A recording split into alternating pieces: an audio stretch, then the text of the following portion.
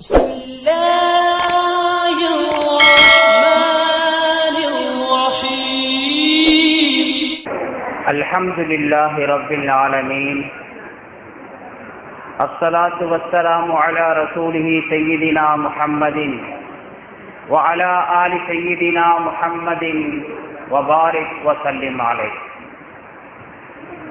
أما بعد فقد قال الله تعالى في القرآن العظيم والفرقان المجيد: أعوذ بالله من الشيطان الرجيم. بسم الله الرحمن الرحيم. الحمد لله رب العالمين الرحمن الرحيم مالك يوم الدين إياك نعبد وإياك نستعين اهدنا الصراط المستقيم صراط الذين أنعمت عليهم غير المغضوب عليهم ولا الضالين آمين. கண்ணியத்திற்குரிய அல்லாஹ்வின் நல்லடியார்களே, பெரியார்களே, சகோதரர்களே, அருமை தாய்மார்களே, உங்கள் அனைவருக்கும் என் சலாம் உரைத்து ஆரம்பம் செய்கின்றேன். அஸ்ஸலாமு அலைக்கும் வரஹ்மத்துல்லாஹி வபரகாத்துஹு. அல்லாஹுடைய கிருபையை கொண்டு சென்ற வாரம் பிஸ்மில்லாஹிர் ரஹ்மானிர் ரஹீம் என்பதற்குரிய சில விளக்கங்களை பார்த்தோம். அல்லாஹ் முதலாக நாயகம் ஸல்லல்லாஹு அலைஹி வஸல்லம் அவர்களுக்கு வஹி அறிவித்த போது இக்ரா பிஸ்மி ரப்பிக்கல்லதீ ஹலக், உங்களை படைத்த இறைவனின் பெயரை கொண்டு ஓதுங்கள் என்று கட்டளையிட்டான். இந்த கட்டளைக்கு பிறகு பெருமானார் ஸல்லல்லாஹு அலைஹி வஸல்லம் எந்த காரியத்தை செய்ய ஆரம்பித்தாலும் பிஸ்மிக் அல்லாஹும்ம என்று சொல்லிதான் ஆரம்பம் செய்வார்களாம். இறைவா, உன்னுடைய பெயரை கொண்டு ஆரம்பம் செய்கின்றேன், பிஸ்மிக் அல்லாஹும்ம. அதற்கு பிறகு அல்லாஹு தஆலா குர்ஆனிலே இன்னொரு வசனத்தை இறக்கி வைத்தான். அல்லாஹுவை எப்படி அழைக்க வேண்டும்? குலிது அல்லாஹ், அல்லாஹுவை அல்லாஹ் என்று பெயர் சொல்லி அழையுங்கள். அபிதுர் ரஹ்மான் அல்லது ரஹ்மான் என்று பெயர் சொல்லி அழையுங்கள். அல்லாஹுவை அழைக்கும் போது அல்லாஹு என்றும் சொல்லலாம், ரஹ்மான் என்ற பெயரையும் சொல்லலாம் என்று அல்லாஹ் கட்டளையிட்ட பிறகு பெருமானார் ஸல்லல்லாஹு அலைஹி வஸல்லம் பிஸ்மிக் அல்லாஹும்ம என்று சொன்ன வார்த்தையை மாற்றி பிஸ்மில்லாஹிர் ரஹ்மான் என்று மட்டும் சொல்வார்களாம். அல்லாஹுவையும் ரஹ்மானையும் சேர்த்து பிஸ்மில்லாஹிர் ரஹ்மான் என்று சொல்வார்களாம். அதற்கு பிறகு மூன்றாவது கட்டமாக அல்லாஹ் சுலைமான் அலைஹிஸ்ஸலாத்தினுடைய செய்தியை ரசூலுல்லாஹி ஸல்லல்லாஹு அலைஹி வஸல்லம் அவர்களுக்கு சொல்லி காட்டிய போது, சுலைமான் அலைஹிஸ்ஸலாம் கடிதம் எழுதும் போது, பல்கீஸ் அம்மையார் கடிதம் எழுதிய போது பிஸ்மில்லாஹிர் ரஹ்மானிர் ரஹீம் என்று எழுதினார்கள். வஇன்னஹு மின் சுலைமான வஇன்னஹு பிஸ்மில்லாஹிர் ரஹ்மானிர் ரஹீம் என்று சுலைமான் நபி எழுதிய அந்த ஆயத்தை இறக்கி, அல்லாஹ் இனிமேல் நீங்கள் எந்த காரியத்தை செய்ய ஆரம்பித்தாலும் சுலைமான் நபி எப்படி சொன்னார்களோ அந்த மாதிரி சொல்ல வேண்டும் என்று ஆணையிட்டான். அதற்கு பிறகுதான் ஸல்லல்லாஹு அலைஹி வஸல்லம் பிஸ்மில்லாஹிர் ரஹ்மானிர் ரஹீம் என்று முழுமையான வார்த்தையை பயன்படுத்தியதாக முஃபஸ்ஸிரீன்கள் சொல்லி தருவார்கள். அடுத்து இந்த சூரத்துல் ஃபாத்திஹா இருக்கு, இதுல மொத்தம் 7 வசனங்கள் உடையது. சூரத்துல் ஃபாத்திஹா என்பது 7 வசனங்களை உடையது. ஹனஃபி இமாமாக இருந்தாலும் சரி, ஷாஃபி இமாமாக இருந்தாலும் சரி, சூரத்துல் ஃபாத்திஹாவுக்கு 7 வசனம் என்று எல்லோரும் சொல்வார்கள்.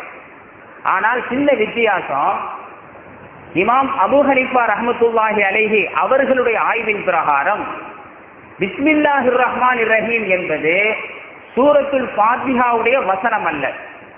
சூரத்துல் ஃபாத்திஹாவை ஆரம்பிப்பதற்காக வேண்டி, பரக்கத்திற்காக வேண்டி சொல்ல வேண்டுமே தவிர அந்த ஃபாத்திஹாவுடைய ஒரு வசனம் அல்ல. அல்ஹம்துலில்லாஹி ரப்பில் ஆலமீன் என்பதுதான் முதல் வசனம் என்று அவர்கள் சொல்வார்கள். ஆனால் இமாம் ஷாஃபி ரஹ்மத்துல்லாஹுடைய ஆய்வின் பிரகாரம், இவங்களுடைய கருத்தின் பிரகாரம் பிஸ்மில்லாஹிர் ரஹ்மானிர் ரஹீம் என்பது சூரத்துல் ஃபாத்திஹாவுடைய ஒரு வசனம். அது மட்டுமின்றி குர்ஆனில் இருக்கக்கூடிய 114 சூறாக்களிலுமே ஒவ்வொரு சூறாவினுடைய முதல் வசனம் பிஸ்மில்லாஹிர் ரஹ்மானிர் ரஹீம் என்பதாக இமாம் ஷாஃபி ரஹ்மத்துல்லாஹி அலைஹி சொல்வார்கள். அப்ப நம்ம இரண்டு மதுஹபையும் ஏற்றுக்கொண்டவர்கள். ஹனஃபி இமாம் சொல்லக்கூடிய கருத்தும் சரியான கருத்து தான், ஷாஃபி இமாம் சொல்லக்கூடிய கருத்தும் சரியான கருத்து தான். இரண்டு இமாம்களுக்குமே ஹதீஸுகள்ல ஆதாரம் உண்டு. நான் ஆரம்பத்திலேயே சொல்லியிருக்கிறேன், இமாம்களுக்கு மத்தியில் ஏன் கருத்து வேற்றுமை ஏற்படுகிறது என்று சொன்னால், ஒரே ஹதீஸை இரண்டு கோணத்தில் பார்ப்பார்கள், எனவே இரண்டு கருத்துகள் வரும். அல்லது ஹதீஸுகளே இரண்டு மாதிரி ஹதீஸுகள் இருக்கும் என்று நான் ஆரம்பத்தில் சொல்லியிருக்கிறேன். அந்த அடிப்படையில் அல்ஹம்துலில்லாஹி ரப்பில் ஆலமீன் தான் முதல் வசனம் என்பதற்கும் ஹதீஸில் ஆதாரம் உண்டு. பிஸ்மில்லாஹிர் ரஹ்மானிர் ரஹீம் என்பதுதான் முதல் வசனம் என்பதற்கும் ஹதீஸில் ஆதாரம் உண்டு. இப்ப நம்ம பகுதியில இமாம் ஷாஃபி ரஹ்மத்துல்லாஹுடைய கருத்தை நாம் பின்பற்றி நடக்கின்ற காரணத்தினால் நமது இமாமுடைய கருத்துக்கு மட்டும் ஆதாரம் என்ன, அதை தெரிந்து கொள்வது நம்முடைய கடமை. எனவே அந்த அடிப்படையில பிஸ்மில்லாஹிர் ரஹ்மானிர் ரஹீம் என்பது சூரத்துல் ஃபாத்திஹாவுடைய முதல் வசனம் என்பதற்கு அவங்க சொல்லக்கூடிய ஆதாரம் என்னவென்றால், தாரகுத்னிங்கிற ஹதீஸ் கிதாபுல ஒரு ஹதீஸ் வருகிறது. அபூ ஹுரைரா ரலியல்லாஹு தஆலா கூறுகிறார்கள், பெருமானார் ஸல்லல்லாஹு அலைஹி வஸல்லம் சொன்னார்கள், இதா கரஅத்தும் அல்ஹம்துலில்லாஹி ரப்பில் ஆலமீன் ஃபக்ரஉ பிஸ்மில்லாஹிர் ரஹ்மானிர் ரஹீம் இன்னஹா உம்முல் குர்ஆன் வ உம்முல் கிதாப் வ சபுல் மசானி வ பிஸ்மில்லாஹிர் ரஹ்மானிர் ரஹீம் இஹதாஹா. பெருமானார் ஸல்லல்லாஹு அலைஹி வஸல்லம் சொல்றாங்க, நீங்க அல்ஹம்துலில்லாஹி ரப்பில் ஆலமீன் என்ற அந்த சூராவை ஓத ஆரம்பித்தால் பிஸ்மில்லாஹிர் ரஹ்மானிர் ரஹீம் சேர்த்து ஓதுங்கள். நிச்சயமாக இந்த சூரத்துல் ஃபாத்திஹா தான் உம்முல் குர்ஆன், குர்ஆனுக்கு அடிப்படையான தாய் போன்றது. வ உம்முல் கிதாப், வேதத்தின் அடிப்படை. வ சபுல் மசானி, மடக்கி மடக்கி ஓதப்படக்கூடிய 7 வசனங்களை கொண்டது என்றெல்லாம் ரசூலுல்லாஹ் சொல்லிட்டு கடைசியா சொல்றாங்க, வ பிஸ்மில்லாஹிர் ரஹ்மானிர் ரஹீம் இஹ்தாஹா. பிஸ்மில்லாஹிர் ரஹ்மானிர் ரஹீம் என்பதும் சூரத்துல் ஃபாத்திஹாவுடைய ஒரு வசனம் என்று பெருமானார் ஸல்லல்லாஹு அலைஹி வஸல்லம் சொன்ன இந்த ஹதீஸ் தாரகுத்னிங்கிற கிதாப்ல பதிவு செய்யப்பட்ட காரணத்தினால் இமாமுனா ஷாஃபி ரஹ்மத்துல்லாஹி சொல்லுவாங்க, பிஸ்மில்லாஹிர் ரஹ்மானிர் ரஹீம் என்பதும் சூரத்துல் ஃபாத்திஹாவுடைய ஒரு வசனம். எனவே ஒரு குர்ஆன் ஓதுற நியத்துல பிஸ்மில்லாஹிர் ரஹ்மானிர் ரஹீம் என்று சொன்னால் அவனுக்கு குர்ஆன் ஓதிய நன்மை கிடைக்கும். ஒரு குளிப்பு கடமையானவர் குளிப்பு கடமையான நிலையிலே குர்ஆனை ஓதக்கூடாது. எனவே குளிப்பு கடமையானவர் குர்ஆன் ஓதக்கூடிய எண்ணத்திலே பிஸ்மில்லாஹிர் ரஹ்மானிர் ரஹீம் என்று சொல்வதும் கூடாது என்பதாக இமாம் ஷாஃபி ரஹ்மத்துல்லாஹி சொல்வாங்க. அதே மாதிரி அன்னை உம்மு சலமா ரலியல்லாஹு தஆலா அன்ஹா ரசூலுல்லாஹ்வுடைய மனைவி, இவங்க சொல்றாங்க, பெருமானார் ஸல்லல்லாஹு அலைஹி வஸல்லம் சூரத்துல் ஃபாத்திஹாவை எனக்கு ஓதி காட்டினார்கள். ரசூலுல்லாஹ்வுடைய வழக்கமே என்னவென்றால் தன்னுடைய மனைவி மக்களுக்கு சஹாபாக்களுக்கு குர்ஆனை கற்றுக் கொடுப்பார்கள். அந்த அடிப்படையில உம்மு சலமா ரலியல்லாஹு தஆலா அன்ஹா அவர்களுக்கு சூரத்துல் ஃபாத்திஹாவை கற்றுக் கொடுக்கிறார்கள். அப்ப ரசூலுல்லாஹ் சொன்னாங்களா, பிஸ்மில்லாஹிர் ரஹ்மானிர் ரஹீம் என்பது அதனுடைய முதல் வசனம் என்று எனக்கு சொல்லி தந்தார்கள் என்ற ஹதீஸையும் தஃப்சீர் பைதாவிலே நமக்கு மேற்கோள் காட்டுகிறார்கள். எனவே அந்த அடிப்படையில இந்த 2 ஹதீஸை வைத்து இமாம் ஷாஃபி ரஹ்மத்துல்லாஹி சொல்லுவாங்க, பிஸ்மில்லாஹிர் ரஹ்மானிர் ரஹீம் என்பது சூரத்துல் ஃபாத்திஹாவுடைய முதல் வசனம். அதே மாதிரி நம்ம ஜமாத்தா சொல்லுகிறோம். ஜமாத்தா சொல்லுகும் போது ஷாஃபி இமாமை பின்பற்றக்கூடிய அந்த ஜமாத்தாக இருந்தால் இமாம் அல்ஹம்துலில்லா ஓதும் போது என்ன செய்வாங்க, பிஸ்மில்லாஹிர் ரஹ்மானிர் ரஹீம் சத்தம் போட்டு ஓதுவாங்க. எல்லாருக்கும் செவியில விழுற மாதிரி சத்தம் விட்டு ஓதுவார்கள். ஆனா ஹனஃபி மதுஹபை பார்த்தீங்கன்னு சொன்னா, ஹனஃபி மதுஹபை பின்பற்றக்கூடிய இமாமாக இருந்தால் பிஸ்மில்லாஹிர் ரஹ்மானிர் ரஹீம் என்பது மெதுவா தான் சொல்லுவாங்க, காதுல விழாது. எடுத்தவொடனே அல்ஹம்துலில்லாஹி ரப்பில் ஆலமீன் என்று ஆரம்பிப்பார்கள். இதற்கு நமக்கு என்ன ஆதாரம்? இமாம் ஷாஃபி ரஹ்மத்துல்லாஹி கருத்து பிரகாரம் இமாம் அல்ஹம்து சூரா ஓதும் போது சப்தமிட்டு தான் பிஸ்மில்லாவை ஓத வேண்டும் என்பதற்கு ஆதாரம் என்னவென்பதை பார்க்கும் போது இப்னு உமர் ரலியல்லாஹு தஆலா அன்ஹுமா சொல்றாங்க. உமர் ரலியல்லாஹு மகனாக இருக்கக்கூடிய இப்னு உமர் ரலியல்லாஹு தஆலா அன்ஹுமா சொல்றாங்க, சல்லைத்து ஹல்ஃபன் நபி ஸல்லல்லாஹு அலைஹி வஸல்லம் வ அபீ பக்ர் வ உமர் வ கானூ யஜ்ஹரூன பிஸ்மில்லாஹிர் ரஹ்மானிர் ரஹீம் ரவாஹு தாரகுத்னி. இந்த ஹதீஸ் தாரகுத்னில பதிவு செய்யப்பட்டிருக்கு. இப்னு உமர் ரலியல்லாஹு தஆலா அன்ஹுமா சொல்றாங்க, நான் ரசூலுல்லாஹ்வுக்கு பின்னால் நின்று தொழுவேன். ரசூலுல்லாஹ் தொழ வைப்பார்கள், நாங்கள் பின்னால் நின்று தொழுவேன். அபூபக்கருக்கு பின்னால் நின்று தொழுவேன், உமருக்கு பின்னால் நின்று தொழுவேன். அவர்கள் அத்துணை பேரும் அல்ஹம்துலில்லாஹி ரப்பில் ஆலமீனுக்கு முன்பாக பிஸ்மில்லாஹிர் ரஹ்மானிர் ரஹீம் என்பதை சப்தமிட்டு ஓதுவார்கள். இந்த ஹதீஸ் இமாம் ஷாஃபி ரஹ்மத்துல்லாஹி முக்கியமான ஆதாரம். அதே போன்று நுஅமான் இப்னு பஷீர் ரலியல்லாஹு சொல்றாங்க, பெருமானா ஸல்லல்லாஹு அலைஹி வஸல்லம் எனக்கு சொன்னார்கள், நுஅமானுக்கு ரசூலுல்லாஹ் சொல்றாங்க, அம்மனி ஜிப்ரீல் இன்டல் காபா, காபாவுக்கு அருகிலே ஜிப்ரீல் ஸலாம் எனக்கு இமாமத் செய்தார்கள். ஒரு சந்தர்ப்பத்தில் ரசூலுல்லாஹ்வுக்கு யார் இமாமத் செய்றார்? அதுல ஜிப்ரீல் ஸலாம் வந்து இமாமத் செய்றாங்க. எப்ப தெரியுமா? பெருமானா ஸல்லல்லாஹு அலைஹி வஸல்லம் மேராஜுக்கு போனாங்கல்ல, மேராஜில வச்சு அல்லாஹ் தஆலா ஐவேளை தொழுகையை கடமையாக்கினாங்க. அந்த இரவு ரசூலுல்லாஹ் மக்காவுக்கு திரும்பி வந்துட்டாங்க. கடமை ஆக்கிய பிறகு முதலாக சுபஹ் தொழுகையை தொழ வேண்டும். எந்த நேரத்தில் தொழுகணும், எப்படி தொழுகணும், எதுவுமே ரசூலுல்லாஹ் கற்றுக் கொடுக்கப்படல. ஒரு நாளைக்கு 5 வேளை தொழ வேண்டும் என்ற கட்டளை மட்டும் அல்லாஹ் தந்தான்.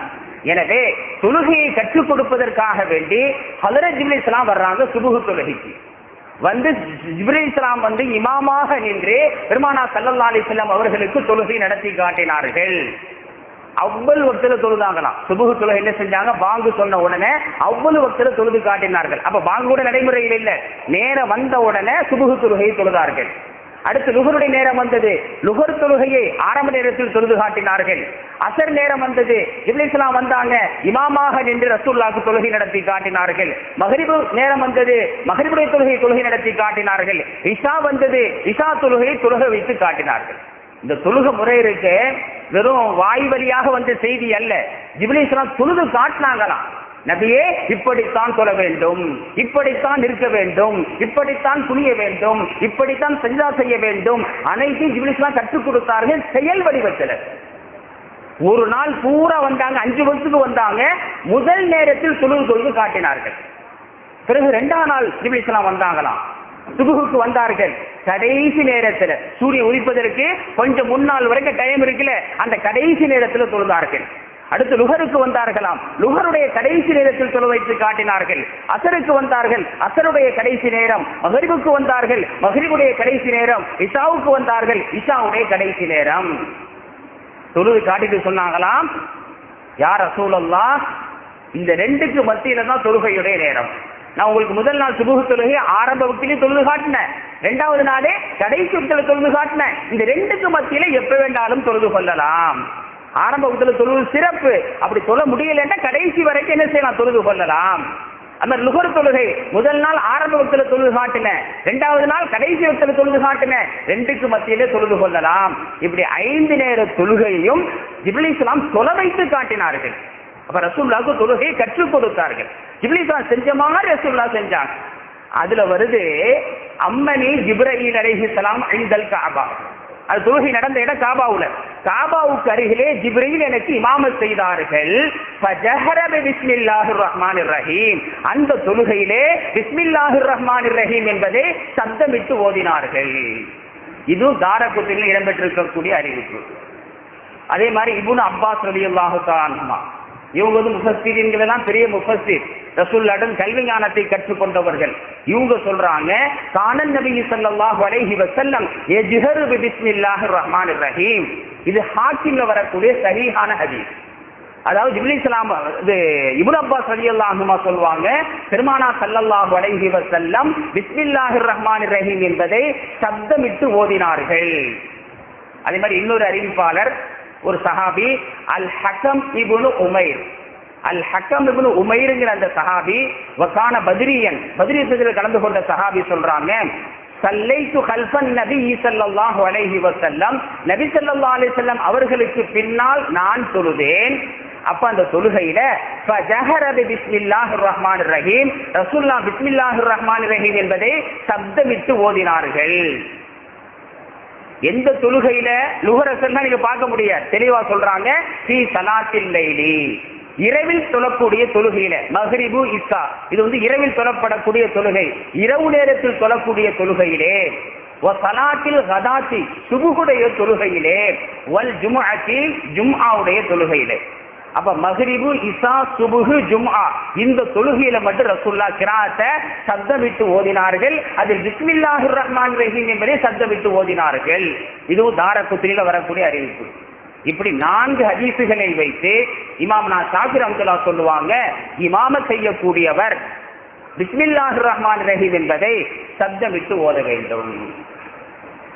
அடுத்து இந்த பிஸ்மில்லாஹிர் ரஹ்மானிர் ரஹீம் மற்ற விளக்கங்கள் எல்லாம் நம்ம கடந்த வாரங்கள்ல பார்த்தோம்.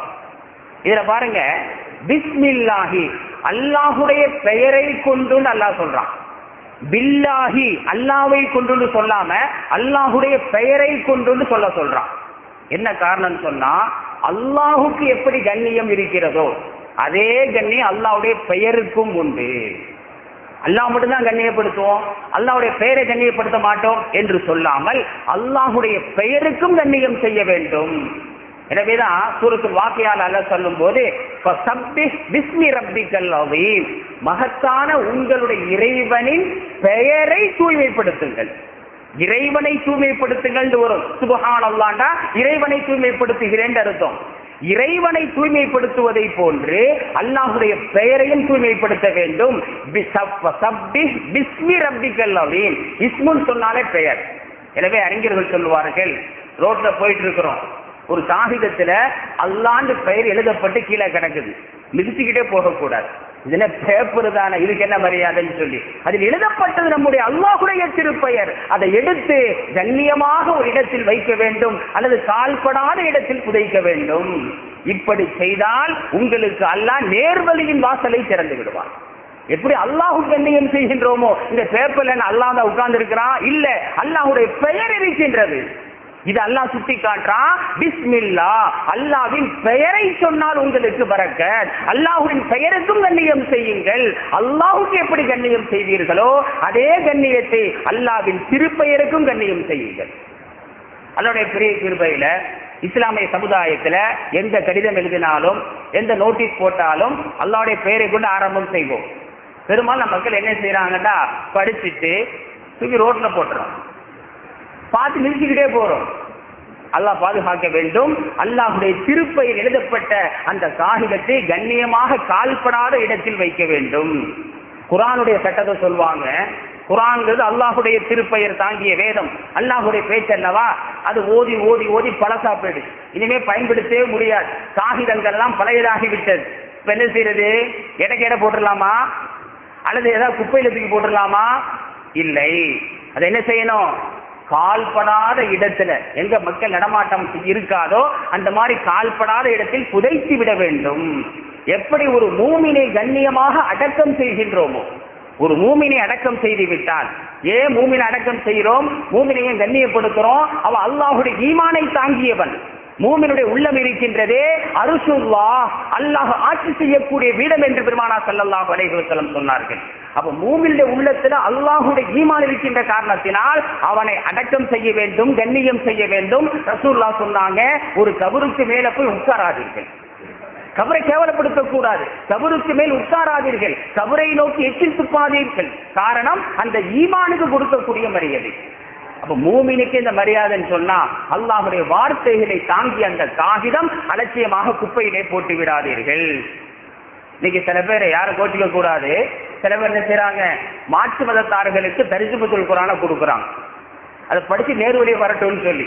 பெருமானார் ஸல்லல்லாஹு அலைஹி வஸல்லம் செய்யாத இந்த செயல். பெருமானார் ஸல்லல்லாஹு அலைஹி வஸல்லம் மக்காவுல 13 வருஷம் இருந்தாங்க, மதீனாவுல 10 வருஷம் இருந்தாங்க, 23 வருஷம் இஸ்லாமிய பிரச்சாரம் செய்தார்கள்.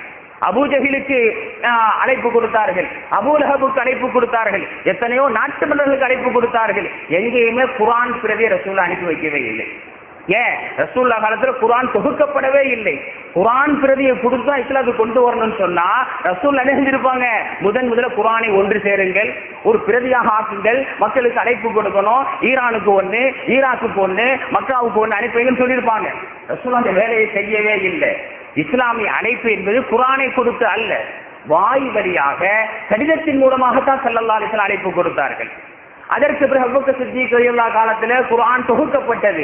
தொகுக்கப்பட்ட பிறகும் கூட அபூபக்கர் அவர்களோ, உமர் அவர்களோ, உஸ்மான் அவர்களோ, அலி அவர்களோ, அவர்களை தொடர்ந்து வந்த எந்த ஹலீஃபாக்களும் எந்த நாட்டுக்கும் குர்ஆன் பிரதியை கொடுத்து வைத்து அழைக்கவில்லை. இன்னைக்கு மக்களுடைய அறியாமை, சில பேர் ஆர்வம் கோளாறுல காபிர்களுக்கு பூரா குர்ஆனை கொடுக்குறாங்க. நான் ஒரு ஊருக்கு போயிருந்தேன், அதுக்காக சொல்றேன். படித்த மனிதர், அவருக்கு யாரோ தர்ஜுமத்துல் குர்ஆனை அன்பளிப்பா கொடுத்துருக்குறாங்க, படிச்சு நேர்வழி பெறட்டு. இன்னைக்கு எவ்வளவு மக்கள் கூட்டமா வர்றாங்க. எவ்வளவு பேர் இஸ்லாத்துக்கு வர்றாங்க. யாராவது ஒரு ஆளு நான் தர்ஜுமத்துல் குர்ஆனை படிச்சேன் அதனால் நேர்வழி பெற்றேன் காட்டுங்கள் பார்ப்போம். தர்ஜுமத்துல் குர்ஆனை படித்து நேர்வழி பெற்ற யாருமே இல்லை. ஏதாவது ஒரு நிகழ்வு ஏற்பட்டிருக்கும், ஒரு இஸ்லாமிய நண்பன் அழைப்பு கொடுத்திருப்பான், ஒரு முஸ்லிமோடு பழகி இருப்பார்கள், இதன் மூலமாகத்தான் நேர்வழி பெற்று வந்தார்களே தவிர வந்த பிறகு படித்து நேர்வழி பெறுவார்கள். ஒரு காஃபிர் தர்ஜுமத்துல் குர்ஆனை படித்து இஸ்லாத்துக்கு வந்தாலும் சொல்லி எனக்கு தெரிஞ்சு சரித்திரம் இல்லை. நான் ஒரு வீட்டுக்கு போயிருந்தேன், அவர் பெரிய படித்தவர். அவர் சொன்னாரு, எனக்கு ஒரு நண்பன் தர்ஜுமத்துல் குர்ஆன் உங்க வேதத்தை கொடுத்தாரு, அது ரொம்ப கண்ணியமா வச்சிருக்கிறேன் வந்து பாருங்கன்னு சொன்னார். போய் பார்த்தா சிலைகளுக்கு பக்கத்துல மூன்றாவதாக தர்ஜுமத்துல் குர்ஆன் வச்சு பூஜை செஞ்சுக்கிட்டு இருக்கிறார். 2 சிலை இருக்கு, அதுக்கு பக்கத்துல குர்ஆனை வச்சுட்டார். அவருக்கு தெரிஞ்சது அவர் தான் கண்ணிய செய்றாரு குர்ஆனுக்கு. விவரம் இல்லாதவங்கள்ட்ட மார்க்கத்தை புரியாத குர்ஆனை கொடுத்தா இப்படித்தான் ஏற்படும். அருமையான பெருமக்களே, இந்த கண்ணியத்தை இஸ்லாம் ஏற்றுக்கொள்ளவில்லை. அப்ப நமக்கு கடிதம் வருகிறது, கடிதத்தில் எழுதுகின்றோம், நோட்டீஸ்ல போடுறோம்னு சொன்னா அதை ரொம்ப கண்ணியமாக கால்படாத இடத்துல புதைக்க வேண்டும். அந்த மாதிரி குர்ஆன் பழையதாக ஆகிவிட்டால் கால்படாத இடத்தில் அதை கண்ணியமாக அதை புதைக்க வேண்டும் என்பதுதான் மார்க்க அறிஞர்கள் சொல்லுவார்கள். எனவே அருமையான பெருமக்களே, அல்லாஹு தஆலா பிஸ்மில்லாஹிர் ரஹ்மானிர் ரஹீம்ல பில்லாஹிர் ரஹ்மானிர் ரஹீம்னு சொல்லாம இஸ்முங்கிற வார்த்தையை சேர்த்து நமக்கு சொல்லி தருகிறான், என்னுடைய பெயரையும் கண்ணியம் செய்யுங்கள். இப்படி பிஸ்மில்லாஹிர் ரஹ்மானிர் ரஹீம் என்பது குர்ஆனுடைய ஒரு திறவுகோல். இதற்கு அடுத்து அல்லாஹ் அல்ஹம்துலில்லாஹி ரப்பில் ஆலமீன் அப்படின்னு சொல்லி சூராவை ஆரம்பம் செய்கிறான். சூராவுடைய அடுத்த வசனம் அல்ஹம்துலில்லாஹி ரப்பில் ஆலமீன். என்ன அர்த்தம்? அல்ஹம்து எல்லா புகழுமே, லில்லாஹி அல்லாஹ்வுக்கே சொந்தமானது. அந்த அல்லாஹ் எப்படிப்பட்டவன் என்றால் ரப்பில் ஆலமீன், அகிலத்தார்களை படைத்து பரிபாலிக்க கூடியவன். ரப்பு என்றால் படைத்து பரிபாலிக்க கூடியவன், ஆலமீன் என்றால் அகிலத்தார்கள், அகில உலக மக்களை படைத்து பரிபாலிக்க கூடிய அல்லாஹ்வுக்கே எல்லா புகழும். பாருங்க, பிஸ்மில்லாஹிர் ரஹ்மானிர் ரஹீம் அல்லாஹ் சொல்லிட்டு அடுத்து அல்ஹம்துலில்லாஹி ரப்பில் ஆலமீன் என்று தன்னுடைய புகழை சொல்றான். எல்லா புகழும் அல்லாஹ்வுக்கே சொந்தமானது. ரெண்டுக்கு மத்தியில என்ன தொடர்பு? பிஸ்மில்லாஹ் சொன்ன பிறகு அல்ஹம்துலில்லாஹ் ஏன் அல்லாஹ் சொல்றான்? அருமையான பெருமக்களே, மூமினுடைய வாழ்க்கையே இந்த ரெண்டுக்கு மத்தியில தான். மூமினுடைய வாழ்க்கையே பிஸ்மில்லாவுக்கும் அல்ஹம்துலில்லாவுக்கும் மத்தியில் உள்ளதான் மூமினுடைய வாழ்க்கை. எப்படி தெரியுமா? ஒன்று, இந்த உலகத்துல வந்துட்டான், உலகத்துக்கு வந்த பிறகு எந்த செயலை செஞ்சாலும் பிஸ்மில்லாவை கொண்டு ஆரம்பம் செய்வான். மார்க்கத்தை புரிந்தவனாக இருந்தால், மார்க்கத்தின் சட்டத்திட்டங்களை அறிந்தவனாக இருந்தால் எந்த செயலை ஆரம்பித்தாலும் பிஸ்மில்லாஹிர் ரஹ்மானிர் ரஹீம் சொல்லுவான். நான் சொல்லிட்டேன் ஆரம்பத்துல பிஸ்மில்லாஹ் விளக்கத்துல சொல்லும் போது எங்கெல்லாம் பிஸ்மில்லாஹ் சொல்லணும். சாப்பிட போகும்போது பிஸ்மில்லாஹ், பைத்துல் கலாக்குள்ள கக்கூசுக்குள்ள போகும்போது பிஸ்மில்லாஹ், தூங்க போகும்போது பிஸ்மில்லாஹ், எந்த செயலை செய்ய ஆரம்பித்தாலும் பிஸ்மில்லாஹ், செஞ்சு முடித்த பிறகு அல்ஹம்துலில்லாஹ். ஒரு மூமின் எந்த செயலை செய்து முடித்தாலும் அல்ஹம்துலில்லாஹ். சாப்பிட ஆரம்பிப்பான், பிஸ்மில்லாஹிர் ரஹ்மானிர் ரஹீம் ஆரம்பிப்பான், முடித்த பிறகு அல்ஹம்துலில்லாஹ், சாப்பிட்டு முடித்து விட்டேன். அல்ஹம்துலில்லாஹி அல்லதி அத்அமனா வஸகானா வஜஅலனா மினல் முஸ்லிமீன், எங்களுக்கு உணவை தந்த, எங்களுக்கு தண்ணீரை தந்த, எங்களை முஸ்லிமாக ஆக்கிய அல்லாஹ்வுக்கே எல்லா புகழும். ஆரம்பம் பிஸ்மில்லாஹ், முடிக்கிறது அல்ஹம்துலில்லாஹ். தூங்க போனா என்ன செய்வான் முஸ்லீம்? அல்லாஹும்ம பிஸ்மிக்க அமூது வஹ்யா, இறைவா உன் பெயரை கொண்டுதான் நான் தூங்க போறேன். காலைல எந்திரிச்சான், என்ன சொல்லுவான் முஸ்லீம்? அல்ஹம்துலில்லாஹி அல்லதி அஹ்யானா பஅத மா அமாதனா வ இலைஹின் நுஷூர். நல்லா மூத்தாப்பி கடந்த, தூக்கங்கிறது மூத்து, எனக்கு உயிரை தந்தானே அந்த அல்லாஹ்வுக்கே எல்லா புகழும். ஏன் தெரியுமா? சில பேர் தூங்க போவாங்க, தூங்கிக்கிட்டே இருப்பாங்க, எந்திரிக்கவே மாட்டாங்க, தூக்கத்திலே மூத்தாகி விடுவார்கள். தூக்கம் என்பது மூத்துக்கு ஒப்பான ஒன்று. நாம் தூங்குன, அதாவது மூத்தாகிட்டேன், திரும்ப விழித்தேன் என்றால் எனக்கு மீண்டும் உயிர் கிடைத்து விட்டது, அப்பயே அல்ஹம்துலில்லாஹ் சொல்லுவான். மூமினுடைய எந்த செயலை எடுத்தாலும் அல்ஹம்துலில்லாஹ்வை கொண்டுதான் முடிப்பான். அப்ப மூமினுடைய வாழ்க்கையே பிஸ்மில்லாவுக்கும் அல்ஹம்துலில்லாஹ்வுக்கும் மத்தியில் உள்ளது. இது உலகத்துல வந்து இன்னொரு ரீதியில சிந்தித்தா, இந்த உலகத்துக்கு வர்றதுக்கு முன்னால் நம்ம எங்க இருந்தோம்? ஆலமுல் அருவாஹ்ல இருந்தோம். ஆதம் அலைஹிஸ்ஸலாத்தை அல்லாஹ் முதலாக படைத்து, ஆதம் அலைஹிஸ்ஸலாத்துடைய முதுகந்தன்னதை நம்ம எல்லாரையும் வச்சிருந்தோம். அல்லாஹ் என்ன பண்ணானா, ஆதம் அலைஹிஸ்ஸலாத்துடைய முதுகந்தண்டிலிருந்து எல்லா மக்களையும் வெளியாக்கினான். உலகத்தில் யாரெல்லாம் வர இருக்கின்றார்களோ அத்துணை கோடி மக்களையும் சிறிய அணு அளவு இரும்பு வடிவத்தில் ஆதம் அலைஹிஸ்ஸலாம் வெளியாக்கலாம். எல்லாம் நிற்கிறாங்க. இப்ப அல்லாஹ் அந்த மக்களை பார்த்து கேட்டான், அலஸ்து பிரப்பிக்கும், நான் உங்களுடைய இறைவனா இல்லையா? அப்ப அந்த மக்கள் பூரா சொன்னாங்களா, பலா, ஆம், நீ எங்களுடைய இறைவன் தான். உலக மக்கள் பேசிய முதல் வார்த்தை ஆம், இறைவன் தான். தௌஹீதை கொண்டு ஆரம்பம் செய்தார்கள். உலகத்துக்கு வந்த பிறகு முஸ்லிமாக வாழ்ந்தாலும் சரி, காபிராக வாழ்ந்தாலும் சரி, யூதனாக வாழ்ந்தாலும் சரி, கிறிஸ்துவனாக வாழ்ந்தாலும் சரி, மனிதனின் முதல் வார்த்தை அல்லாஹ்வுடைய பெயரை கொண்டுதான் ஆரம்பமானது. இங்க வந்து மறந்துட்டான் அந்த மனுஷன், அல்லாஹ்ட்ட கொடுத்த வாக்குறுதியை மறந்து விட்டான். இதற்கு தான் நபிமார்கள் வந்தார்கள் ஞாபகப்படுத்துவதற்காக வேண்டி. மனிதனின் முதல் பேச்சு அல்லாஹ்வுடைய பேச்சு. தௌஹீதை கொண்டுதான், இறைவனின் திருநாமத்தை கொண்டுதான் மனிதன் பேச துவங்கினான். அதுக்கு பிறகு உலகத்துக்கு வர்றான் மனுஷன்.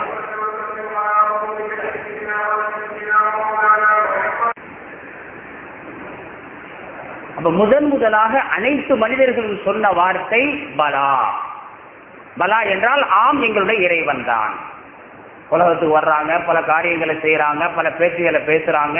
கடைசியில இறைவனை ஏற்றுக்கொண்டவர்கள் சொர்க்கம் செல்வார்கள். சொர்க்கத்துக்கு போன பிறகு சொர்க்கவாதிகள் சொல்லக்கூடிய கடைசி வார்த்தை என்ன தெரியுமா? அல்லாஹ் சொல்றான், அவர்களின் கடைசி பேச்சு அல்ஹம்துலில்லாஹி ரப்பில் ஆலமீன். அப்ப அல்லாஹ்வுடைய பெயரை கொண்டு ஆரம்பம் செய்தார்கள், உலகத்திற்கு வந்தார்கள், சொர்க்கத்திற்கு செல்வார்கள். அவர்களின் கடைசி பேச்சு அல்ஹம்துலில்லாஹி ரப்பில் ஆலமீன் என்பதாக அல்லாஹ் சொல்லி தருகிறான். இன்னொருத்தர் அல்லாஹ் சொல்லுவான், சொர்க்கவாதிகள் சொர்க்கத்துக்கு போன பிறகு அவங்க சொல்லக்கூடிய வார்த்தை என்ன தெரியுமா? பார்ப்பார்கள், சொர்க்கத்தின் இன்பத்தை பார்ப்பார்கள், சொல்வார்களாம், அல்ஹம்துலில்லாஹி அல்லதி அஸ்ஹப அன்னல் ஹஸன், நம்மை விட்டும் கவலையை அகற்றி வைத்தானே அந்த இறைவனுக்கே எல்லா புகழும். இன்ன ரப்பனா லகஃபூருன் ஷகூர், நிச்சயமாக நம்முடைய ரப்பு நம்மை மன்னிக்க கூடியவனாக, நம்முடைய அமல்களுக்கு கூலி கொடுக்க கூடியவனாக இருக்கிறான். அல்லதி அஹல்லனா தாரல் முகாமா, நம்மை நிரந்தரமான சொர்க்கத்திலே தங்க வைத்தான். மின் ஃபதுலிஹி, அவனுடைய அருளை கொண்டு நம்மை சொர்க்கத்திலே தங்க வைத்தான். லா யமஸ்ஸுனா ஃபீஹா நஸப் வலா யமஸ்ஸுனா ஃபீஹா லுகூப், இந்த சொர்க்கத்திலே நமக்கு கஷ்டம் என்பது, சிரமம் என்பது இல்லை என்பதாக அங்க போய் அல்லாஹ்வை தான் புகழ்வார்களாம். நாங்க உலகத்துல கஷ்டப்பட்டோம், அமல் செய்தோம், அதற்காக வேண்டி சொர்க்கத்திற்கு வந்தோம், அந்த வார்த்தையை சொல்ல மாட்டாங்க சொர்க்கவாதிகள். அவங்க சொல்லக்கூடிய வார்த்தை அல்ஹம்துலில்லாஹ், அந்த இறைவனுக்கே எல்லா புகழும், எங்களுக்கு சொர்க்கத்தை தந்தானே, எங்களை விட்டு கவலையை தூக்கி எறிந்தானே, அந்த இறைவனுக்கே எல்லா புகழும். இன்னொருத்தர் அல்லாஹ் சொல்லுமா, சொர்க்கவாதி இப்படி சொல்வாங்களா, அல்ஹம்துலில்லாஹி அல்லதி ஹதானா லிஹாதா வமா குன்னா லினஹ்ததிய லௌலா அன் ஹதானல்லாஹ், அந்த அல்லாஹ்வுக்கு எல்லா புகழும், இந்த இஸ்லாத்திற்கு வருவதற்கு தௌஃபீக் செய்தானே அந்த அல்லாஹ்வுக்கு எல்லா புகழும். இஸ்லாத்துக்கு ஒரு நம்ம கையிலையா இருக்குது? அல்லாஹ் நினைத்தா உள்ளத்தை புரட்டி விடுவான், அல்லாஹ் நினைத்த உள்ளத்தை மாற்றி விடுவான். நமக்கு இஸ்லாத்திற்கு வரக்கூடிய பாக்கியத்தை, இஸ்லாமிய அமல்களை செய்யக்கூடிய பாக்கியத்தை தந்தானே அந்த இறைவனுக்கே எல்லா புகழும். அந்த அல்லாஹ் மட்டும் நமக்கு நேர்வழி தந்திருக்கவில்லை என்றால் நாம் நேர்வழி பெற்றிருக்க மாட்டோம் என்று சொர்க்கத்திற்கு போன பிறகும் மூமின்கள் சொல்லக்கூடிய வார்த்தை அல்ஹம்துலில்லாஹ். எனவே மூமினுடைய வாழ்க்கையே பிஸ்மில்லாவுக்கும் அல்ஹம்துலில்லாவுக்கும் மத்தியில் தான் இருக்கிறது. உலகத்திற்கு வருவதற்கு முன்பால் அல்லாஹ்வுடைய பெயரை சொன்னார்கள், சொர்க்கத்திற்கு போன பிறகு அல்ஹம்துலில்லாஹ்வை சொல்வார்கள். இந்த அல்ஹம்துலில்லாஹ்வுடைய சிறப்பு என்ன தெரியுமா? அதோட பெரிய கிருபையில மூமின்கள் சொன்னாலே, முஸ்லிம்கள் சொன்னாலே, எந்த காரியம் வந்தாலும் அல்ஹம்துலில்லாஹ் அல்ஹம்துலில்லாஹ்னு சொல்லுவோம். இப்படி சொல்றதா என்ன சிறப்பு தெரியுமா? மூமின்களுடைய அடையாளமே அல்லாஹ்வை புகழ்வதாம். ஒரு உண்மையான முஸ்லிமாக இருக்கிறான், மூமினாக இருக்கிறான் என்பதற்கான அடையாளமே அவர்கள் அல்ஹம்துலில்லாஹ் சொல்வதுதான். ஒரு முறை பெருமானாருக்கு வசனம் இறங்குகின்றது. அதாவது மதீனாவுக்கு பக்கத்துல குபாங்கிற ஊர் இருக்கு. மதீனாவுக்கு 4 கிலோமீட்டர் தொலைவில் குபாங்கிற ஊர் இருக்கு. அந்த மக்களை புகழ்ந்து அல்லாஹ் ஒரு வசனத்தை இறக்கி வைத்தான். ஃபீஹி ரிஜாலுன் யுஹிப்பூன அன் யத்தஹரு வல்லாஹு யுஹிப்புல் முத்தஹிரீன்.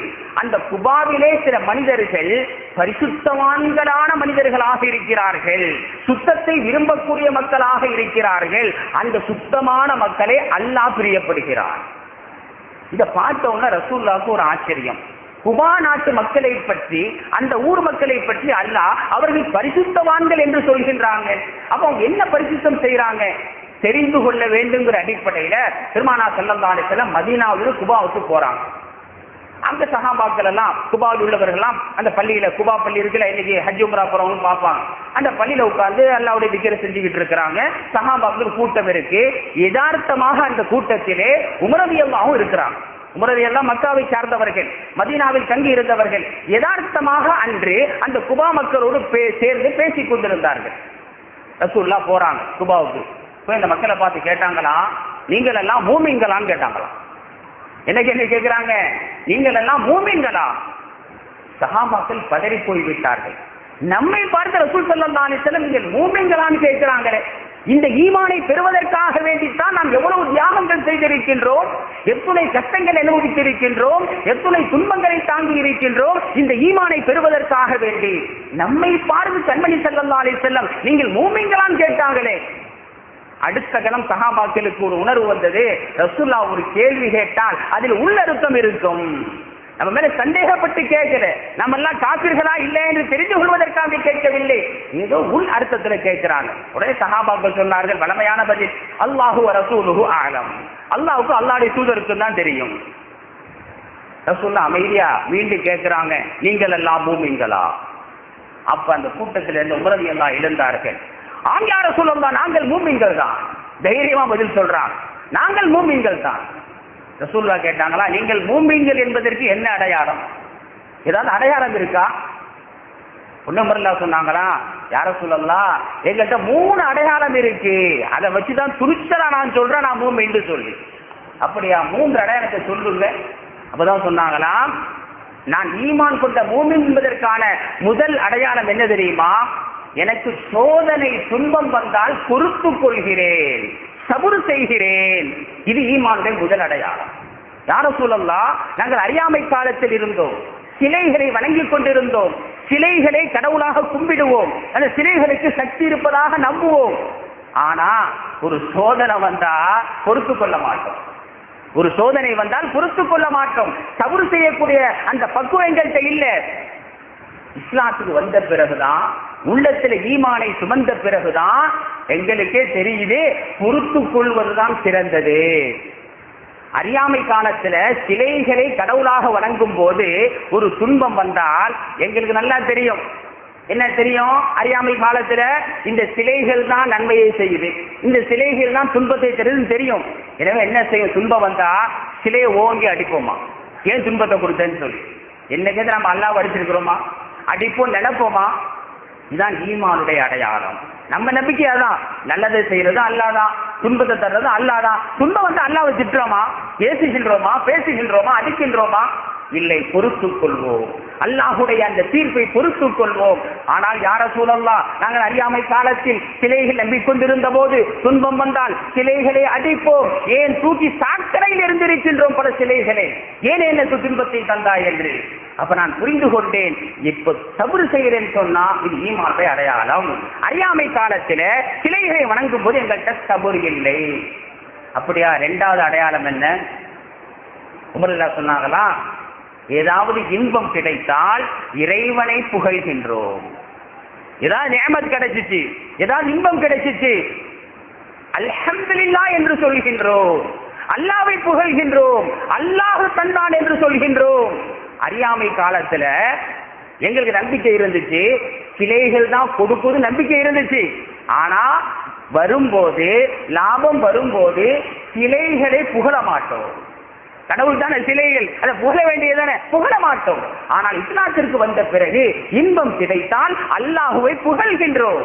அப்ப அறியாமை காலத்தில் சிறுக்கு செய்யும் போது இல்லாத ஒரு தன்மை, அல்லாஹ்வை புகழக்கூடிய தன்மை ஈமானின் பாக்கியத்தால் கிடைத்தது. 3வது என்ன சொல்றீங்க சொன்னாங்களா, கலாக்கதிரை பொருந்திக் கொள்கின்றோம். நன்மையின் தீமை அல்லாஹ்வுடைய நாட்டப்படிதான் நடக்குது, அந்த தீர்ப்பை நாங்கள் பொருந்திக் கொள்கின்றோம். அறியாமை காலத்தில் கலாக்கதிரை நாங்கள் நம்பாத மக்களாக இருந்தோம். இந்த 3 தன்மை எங்கள்கிட்ட இருப்பதினால் நாங்கள் மூமின்கள் தான் என்று உமர் ரலியல்லாஹு தைரியமாக சொன்ன போது பெருமானார் ஸல்லல்லாஹு அலைஹி வஸல்லம் சொன்னார்களாம், அந்த சதக்த, நீங்கள் உண்மையை சொன்னீர்கள். அப்ப மூமினுடைய தன்மை என்னவென்றால், தனக்கு ஒரு அருள் பாக்கியம் கிடைக்கும் போது அல்லாஹுவை புகழக்கூடியவனாக இருப்பான். இதுதான் ஈமானுடைய அடையாளம். ஜாபிர் ரலியல்லாஹு சொல்றாங்க, பெருமானார் ஸல்லல்லாஹு அலைஹி வஸல்லம் சொன்னார்கள், அஃலலு ذிக்ரி லா இலாஹ இல்லல்லாஹ் வ அஃலலு துஆஇ அல்ஹம்துலில்லாஹ். திருமதியுடைய அறிவிப்பு.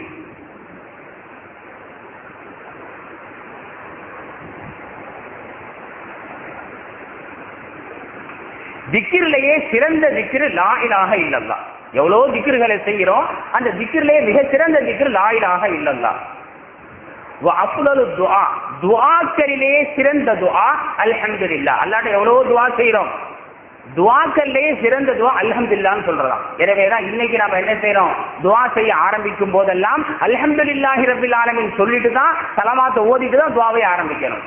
அப்ப துஆவுடைய ஆரம்பம் அல்ஹம்துலில்லாஹ். அதே மாதிரி நாளைக்கு மறுமை நாளையில நம்முடைய அமல்களை எல்லாம் தராசத்தை வச்சு எடை போடப்படும். நம்ம தொழுகை, நம்ம நோன்பு, நம்ம ஜக்காத்து எல்லாத்தையும் எடை போடப்படும். ரசூல் ஸல்லல்லாஹு அலைஹி வஸல்லம் சொல்றாங்க, வ அல்ஹம்துலில்லாஹ் தம்லஉல் மீசான். நீங்கள் அல்ஹம்துலில்லாஹ் என்று சொல்வது மீசானை நிரப்பிவிடும். அமல்ல சில குறைபாடு ஏற்பட்டிருக்கலாம், தொழுகையில சில குறைபாடு ஏற்பட்டிருக்கலாம். நீங்க அதிகமாக அல்ஹம்துலில்லாஹ் அல்ஹம்துலில்லாஹ் அல்ஹம்துலில்லாஹ் என்று சொல்லிக் கொண்டிருந்தால் அந்த குறைபாட்டை பூரா இது நிரப்பி மீசானை கனமாக்கி வருகிறார் பெருமானார் ஸல்லல்லாஹு அலைஹி வஸல்லம். அதே மாதிரி இப்னு உமர் ரலியல்லாஹு தஆலா அன்ஹுமா சொல்றாங்க, ரசூலுல்லாஹி ஸல்லல்லாஹு அலைஹி வஸல்லம் சொன்னார்கள், அல்லாஹ்வுடைய அடியார்கள்ல ஒரு அடியார், அவருக்கு ஏதோ ஒரு நியமத்து கிடைச்சிச்சு. நியமத்து கிடைச்சா அல்ஹம்துலில்லாஹ் நம்ம சொல்றோம். அவருக்கு கிடைத்த அந்த சந்தோஷத்துல அவர் சொன்னாரா, யா ரப்பி லக்கல் ஹம்து கமா யம்பகி லிஜலாலி வஜ்ஹிக வ அலீமி சுல்தானிக.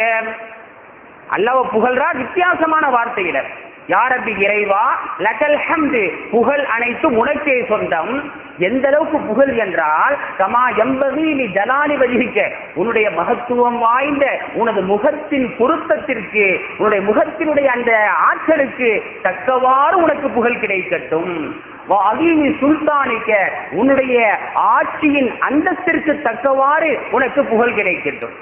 நம்ம அல்லாஹ் புகழ்றோம்னு சொன்னா காலமெல்லாம் புகழ்ந்தாலும் புகழ்ந்து முடிக்க முடியாது.